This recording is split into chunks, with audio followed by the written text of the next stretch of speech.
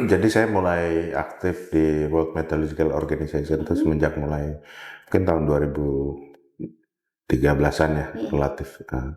Lalu kemudian saya mulai dari bawah, saya menjadi anggota tim ahli di dalam. Kalau dibandingkan dengan layanan iklim kita dibandingkan negara-negara lain, menurut pengakuan para expert lainnya, sebenarnya kita akselerasinya cukup cepat, gitu ya. Yang paling penting adalah tetap dekat dengan realita kebutuhan masyarakat atau saya sangat confident kita juga bisa ikut membangun perekonomian dan peradaban yang lebih maju di Kalimantan Barat.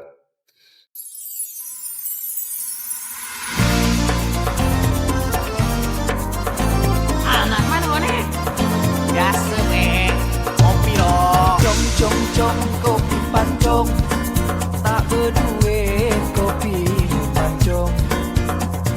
Jong kopi pancong, mau irit kopi pancong.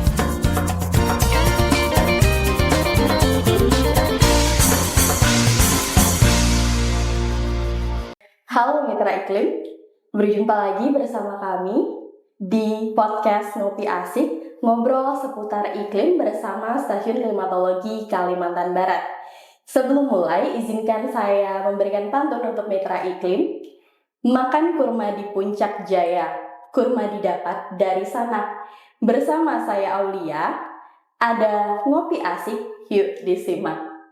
Nah, Mitra Iklim, akhir-akhir ini kita sering banget dengar tentang prestasi putra-putri Indonesia yang diakui di mata dunia. Hari ini kita hadirkan tamu spesial untuk Mitra Iklim sekalian, seorang putra asli Indonesia yang juga berprestasi dan dipercaya mengemban amanah di level internasional, yang juga menjadi orang Indonesia pertama yang menjabat sebagai Vice President Sercom, Commission for Weather, Climate, Hydrological, Marine and Related Environmental Services and Application of the World Meteorological Organization periode 2024-2027. Beliau juga salah satu pemegang hak kekayaan intelektual atas hak cipta untuk sistem peringatan dini DBD menggunakan data iklim, yang juga seorang deputi bidang klimatologi BMKG, Bapak Dr. Ardasena Sopaheluakan. Selamat datang, Bapak. Terima kasih. Ini pertama kalinya Bapak Betul. ke Kalimantan ya, Pak? Kulinerannya gimana, Pak? Ngopinya cocok? Luar biasa, kopi lokalnya. Cocok ya, Pak? Ya, syukurlah. Kalau cocok, semoga ada kesempatan untuk balik lagi, Pak. Amin. Kalau kata orang dulu, Pak, bila kita minum air kapuas maksudnya, biarpun pergi jauh kemana, sungguh susah nak melupakannya. Itu penggalan lagu Sungai Kapuas, Pak. Gitu. Nah, setelah sedikit pemanasan, nanya yang ringan-ringan, kita mulai pertanyaan yang agak serius nih, Pak. Sebelum jadi deputi bidang klimatologi, Bapak dulu juga seorang staf BMKG. Dan Bapak pernah mengajar calon ASN BMKG di STMKG. Selama perjalanan karir Bapak bersama rekan-rekan pegawai lainnya, ikut mendidik calon ASN hingga sekarang diamanahi sebagai deputi bidang klimatologi. Secara pribadi, tentunya Bapak punya visi untuk bidang klimatologi secara umum dan UPT klimatologi di seluruh Indonesia secara khusus. Apa visi tersebut, Pak? Ya, informasi klimatologi dan terkait dampaknya itu harus menjadi salah satu pendorong utama kemajuan bangsa.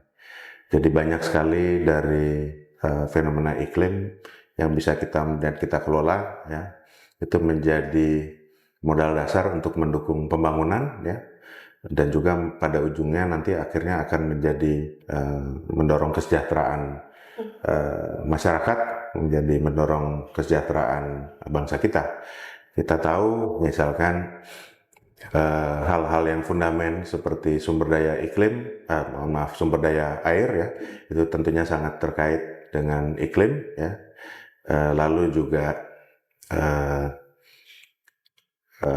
sumber daya pangan ya, yang terkait ketahanan pangan ya, pertanian itu tentunya juga sangat terkait dengan iklim ya. Itu merupakan satu paket yang tidak terpisahkan. Dan yang satu lagi yang juga sangat penting adalah energi. Karena peradaban, sejarah mencatat ya, peradaban itu maju, berkembang, semakin efisien itu melalui transformasi energi gitu. Negara-negara dimanapun itu mengalami kenaikan atau kemajuan ekonominya melalui jalur rute-rute energi tertentu. Nah, kalau kita lihat tadi 3 isu tadi ya, isu air ya, isu pangan dan isu energi merupakan sejak dulu dan kedepannya akan semakin penting lagi menghadapi perubahan iklim. Dan ketiga hal tersebut orang sering bilang sebagai nexus ya gitu. Jadi nexus antara food, energy, and water itu sangat terkait dengan iklim ya gitu. Apalagi kedepannya ini kita menghadapi perubahan iklim. Jadi tentunya layanan iklim di BMKG, informasi yang terkait klimatologi itu sangat perlu untuk mendorong aspek-aspek tadi terkait kemandirian pangan, ya, ketahanan air, ya, ketahanan energi dengan hal ilmu klimatologi ataupun pengetahuan yang kita sudah ketahui semenjak dulu terkait iklim di Indonesia dan juga perubahannya ke depan seperti bagaimana kan gitu. Jadi visinya ya kita harus menjadi salah satu pilar utama untuk juga mendorong dan mendukung pembangunan nasional ke depannya ya. Itu satu, dan kemudian adalah keberlanjutan negara kita, keberlanjutan bangsa kita menghadapi era perubahan iklim tadi. Jadi itu kurang lebih adalah ke arah mana nanti ke depannya klimatologi di dalam BMKG ini akan bergerak. Kita akan lebih memperkuat layanan-layanan spesifik khusus untuk sektor-sektor tadi ya, sektor air, sektor pangan, sektor energi, dan juga sektor-sektor lainnya yang terdampak iklim yang juga sangat penting seperti sektor kesehatan, ya, sektor kehutanan, ya, sektor infrastruktur, dan lain sebagainya, banyak sekali yang terdampak. Jadi kita harus mulai memiliki kemampuan untuk bekerja sama menjembatani informasi iklim dasar menjadi informasi yang sektoral. Di sanalah jalan semasa depan nanti gitu. Jadi kurang lebih itu adalah visi ke arah klimatologi ke depannya seperti itu. Dari visi yang Bapak kemukakan itu, saya sangat berharap bahwa UPT kami dapat menjadi salah satu UPT yang juga melaksanakan itu, merubah informasi iklim dasar menjadi lebih sektoral dan lebih khusus lagi dan lebih aplikatif ya Pak ya. Nah, pertanyaan kedua Pak, sungguh membanggakan bagi Indonesia karena Bapak dapat mengemban amanah menjadi Vice President Serkom. Dari pengalaman Bapak nih bekerja di bidang yang sama dengan orang-orang dari negara maju, dan tentu saja Bapak pernah mengunjungi negara maju lainnya. Menurut Bapak, apa yang bisa kita adopsi dari dapur operasional mereka dan pelayanan mereka di bidang MKG khususnya yang bisa kita terapkan di UPT Pak? Iya, jadi saya mulai aktif di World Meteorological Organization itu semenjak mulai mungkin tahun 2013-an ya, relatif. Lalu kemudian saya mulai dari bawah, saya menjadi anggota tim ahli di dalam, dulu belum Serkom, tapi namanya Commission for Climatology. Isinya expert iklim dari BMKG dari negara-negara lain. Waktu itu saya tergabung di dalam tim yang tugasnya menetapkan standar untuk definisi cuaca dan iklim ekstrim ya, dan kemudian sudah ada standar panduannya menjadi guideline WMO gitu. Sekarang sudah dipublikasikan gitu. Jadi itu mungkin salah satu guideline pertama WMO yang ditulis oleh orang Indonesia gitu. Lalu kemudian beberapa tahun kemudian mulai 2018-2019 saya menjadi co-chair dari tim yang mengkoordinir asesmen iklim global. Jadi kalau kita setiap Hari Meteorologi Dunia kan ada rilis tahun ini sudah 1, sekian di atas periode praindustri, yaitu adalah tim kami di WMO dulu gitu. Lalu kemudian tahun ini ada pemilihan di Service Commission. Saya didorong juga oleh Ibu Kepala untuk mencoba, ya alhamdulillah terpilih ya dari 5 kandidat, yang 4-nya dari negara maju, dari Amerika, dari Cina, dari Rusia, dan dari Italia. Alhamdulillah Indonesia mendapatkan suara tertinggi gitu. Di Bali awal tahun ini. Betul, Pak, ya? di Serkom yang lalu gitu. Nah itu kalau dibandingkan dengan layanan iklim kita dibandingkan negara-negara lain, menurut pengakuan para expert lainnya, sebenarnya kita akselerasinya cukup cepat gitu ya. Kalau refleksi saya sendiri, mungkin kita ada hampir di layer tertinggi layanan iklim di negara-negara berkembangnya. Yang sedikit di atas kita mungkin Brazil dan India barangkali gitu. Selebihnya di atas kita negara maju. Tapi kita sudah banyak layanan-layanan yang visioner yang sebenarnya juga belum ada di negara maju. Jadi sudah banyak pengakuan untuk layanan iklim di Indonesia dari kalangan komunitas dunia. Layanan iklim kita reputable dan respectable karena juga dikembangkan dengan kemampuan domestik, dengan kemampuan diri sendiri. Dan pengakuan ini bukan dari kita ya, tapi pengakuan dari mereka ketika mereka melihat misalkan di kantor pusat itu sudah ada layanan apa aja gitu. Jadi kalau saya refleksikan kondisinya di dunia, sebenarnya Indonesia itu mampu. Teman-teman di daerah juga mampu gitu. Kita tidak kalah dengan negara-negara lain gitu. Kita punya sumber daya kan, kita punya generasi muda nih dengan bonus demografi yang besar ya. Tinggal nanti energinya dialihkan ke arah yang positif, kita mengembangkan hal-hal yang baik dan layanan yang baik buat masyarakat. Jadi kalau itu saya refleksikan, kita sebenarnya dalam keadaan yang cukup baik ya. Tinggal kita berakselerasi lebih lanjut, kita bisa lebih maju. Dan kalau kembali lagi kepada diskusi yang sebelumnya, saya lihat memang tantangan untuk adaptasi perubahan iklim terutama itu ada di daerah, bukan di Jakarta. Jadi teman-teman di Kalimantan Barat ini harus menjadi champion untuk mendukung sektor-sektor tadi melakukan pembangunan. Bukan di Jakarta gitu, bukan di pemerintah pusat gitu. Jadi tantangannya ada di daerah untuk mendukung ketahanan pangan ya, untuk mendukung sumber daya air, untuk mendukung pembangkitan misalkan renewable energy gitu ya.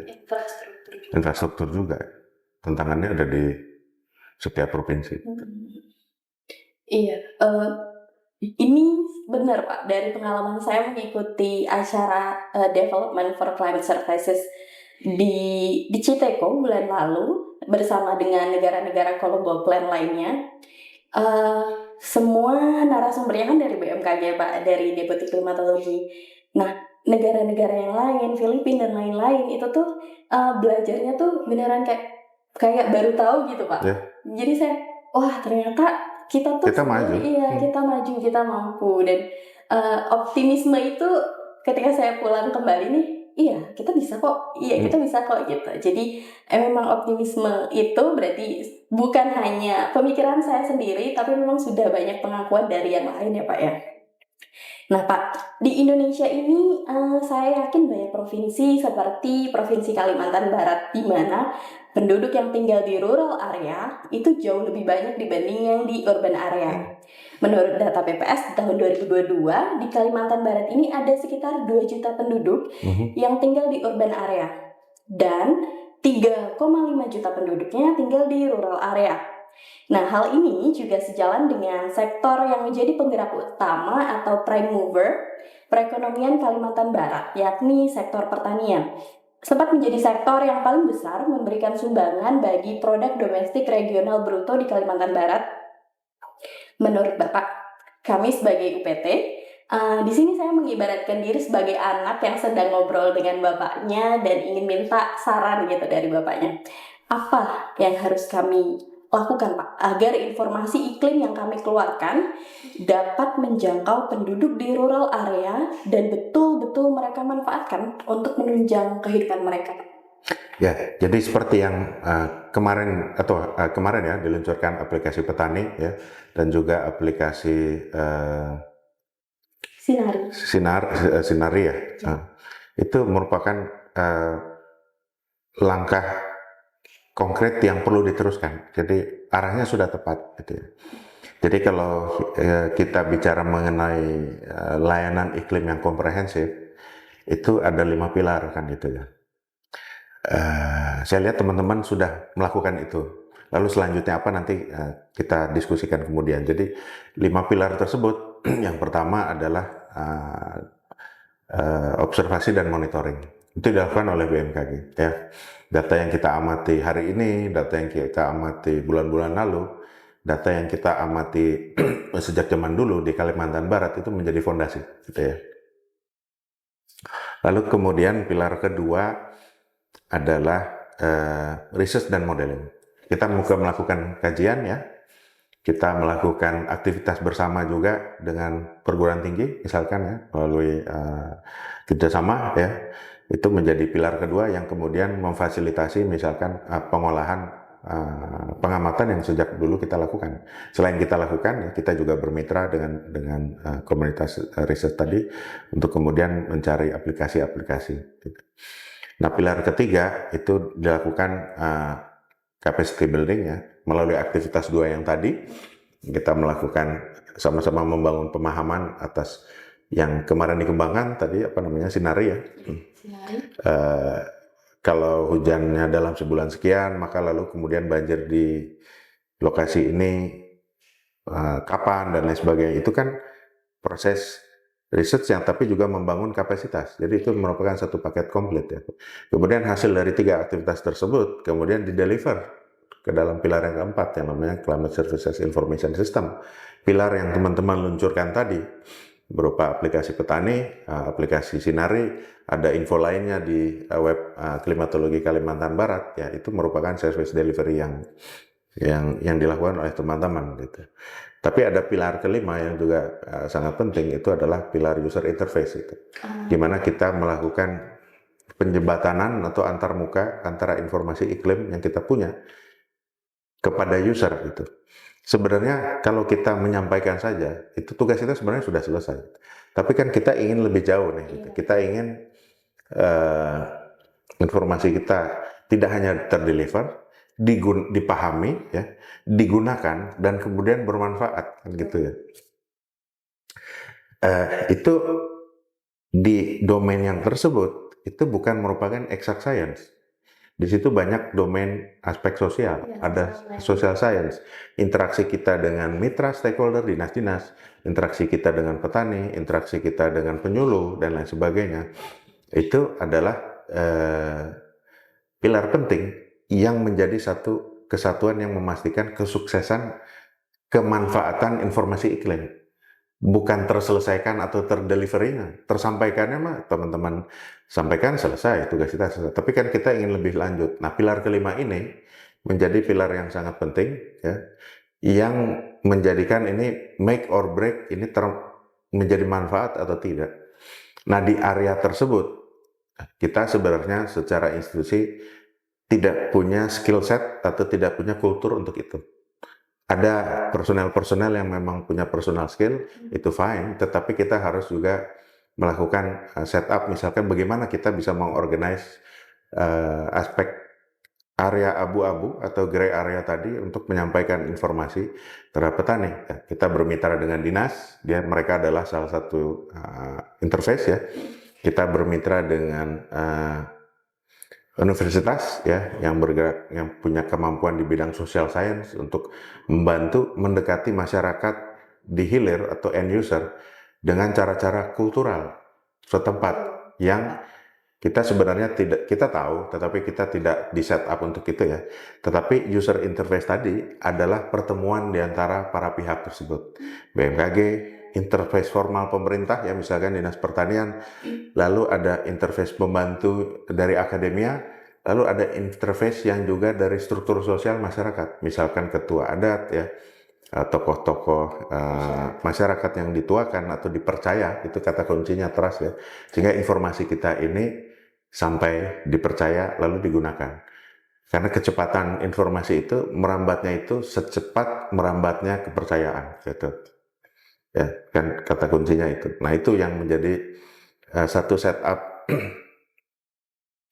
paket komplit mengenai layanan iklim tadi. Jadi kita tidak bisa hanya mengambil 3 bagian yang utama. Jadi take it as a whole, ambil dari semuanya sehingga kita memastikan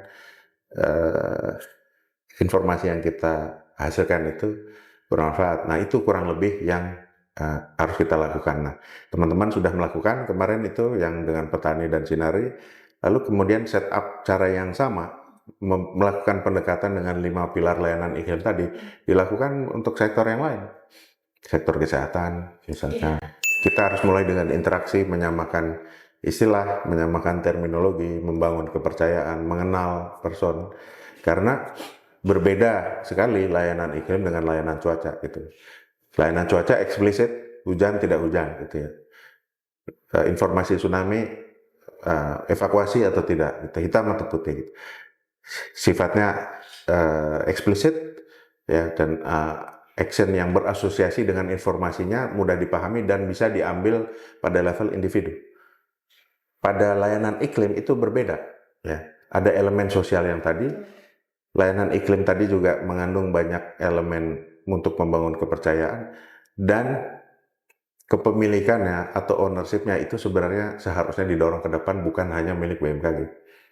Jadi ini sangat, layanan iklim ini merupakan sesuatu yang dalam bayangan saya itu sesuatu yang cair ya. Dia merupakan platform ya yang mungkin diinisiasi oleh kita, oleh BMKG, tetapi berada di tengah-tengah. Menjadi open platform yang dimiliki bersama, seperti yang kemarin kita lihat pada saat peluncuran Sinari dan Petani. Itu yang membedakan antara misalkan layanan lain yang dimiliki oleh BMKG, layanan cuaca atau layanan ini. Di layanan iklim ini kita sangat perlu mendasarkan diri pada interaksi tadi untuk membangun pemahaman. Iya betul Pak. Jadi beberapa kunci saya tangkap dari Bapak, dan ketika Bapak ngomong saya cocokkan dengan pengalaman ini. Oh, relate sekali Pak. Jadi dalam SLI kita sebelum kita mengeluarkan Petani dan Sinari, setiap tahun kita SLI itu memang kuncinya adalah trust. Jadi kadang dalam koordinasinya sebelum melakukan SLI itu betul-betul kita bertemu langsung dengan para pesertanya. Kita coba beramah tamah, tapi yang tulus, yang bisa mengambil trust mereka. Jadi ketika kita ngajar itu mereka mendengarkan karena trust mereka gitu Pak. Itu memang menjadi kunci ya Pak ya. Betul. Dan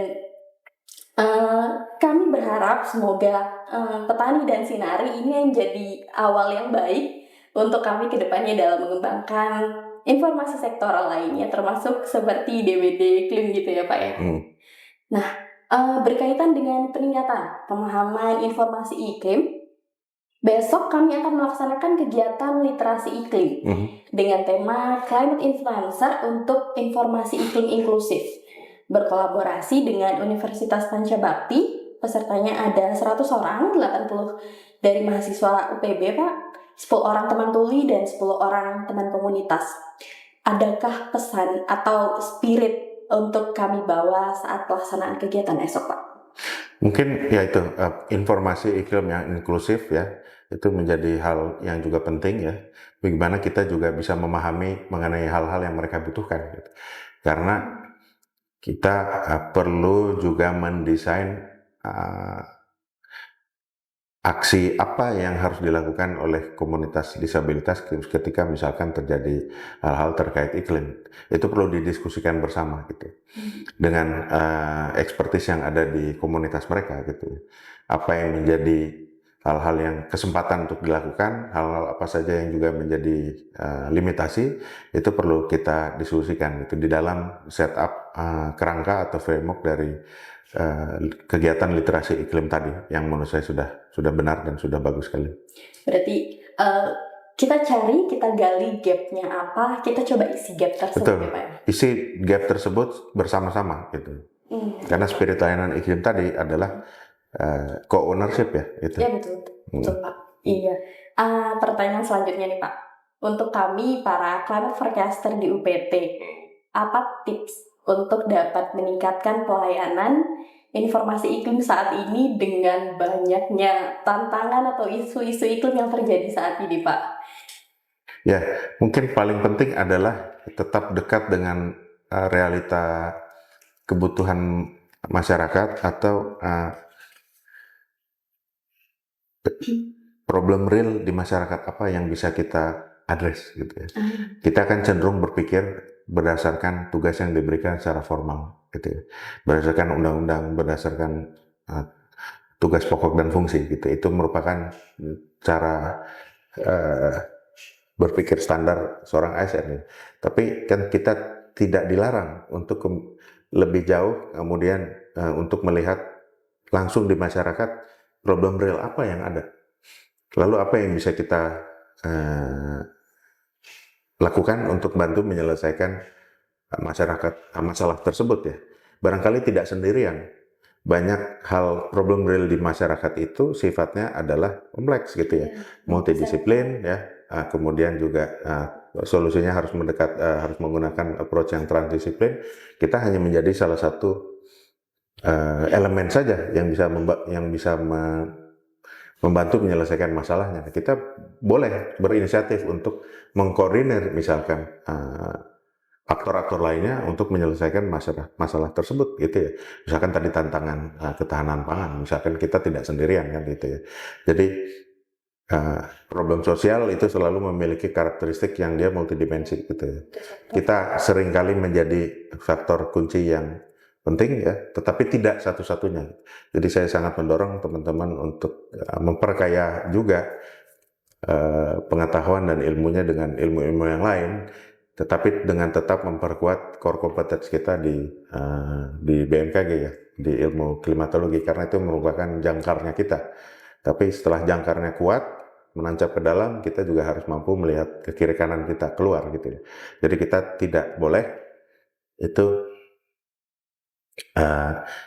memiliki karakter yang silo ya, hanya egosentris. Ya, kita harus mampu cair, harus mampu berinteraksi dengan banyak sektor gitu.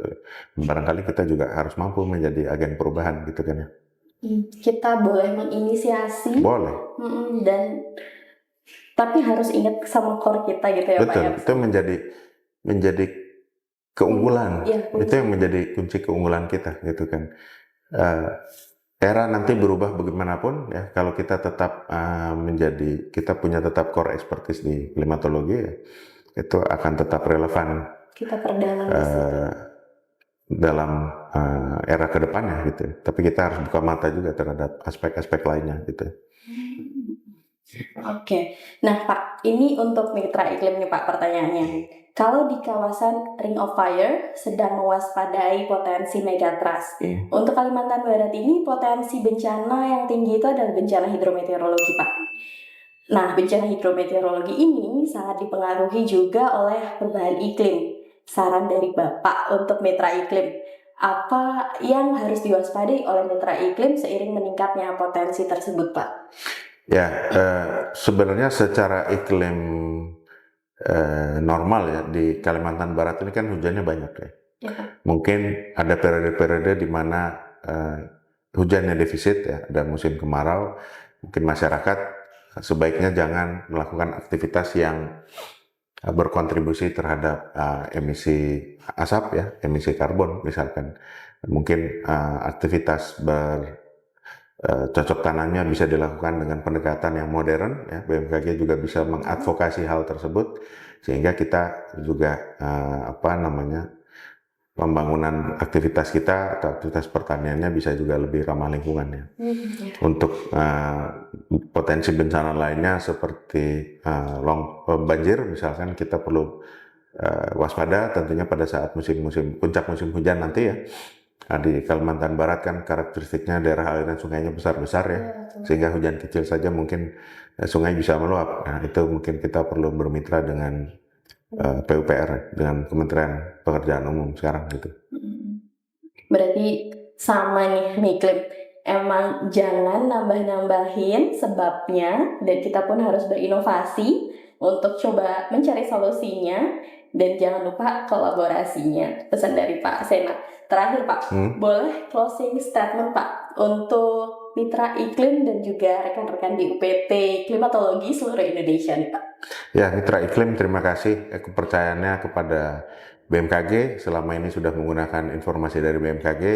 Kami berharap manfaat dari informasi iklim yang dilakukan oleh teman-teman di UPT Klimatologi di Kalimantan Barat ini terus dapat dimanfaatkan.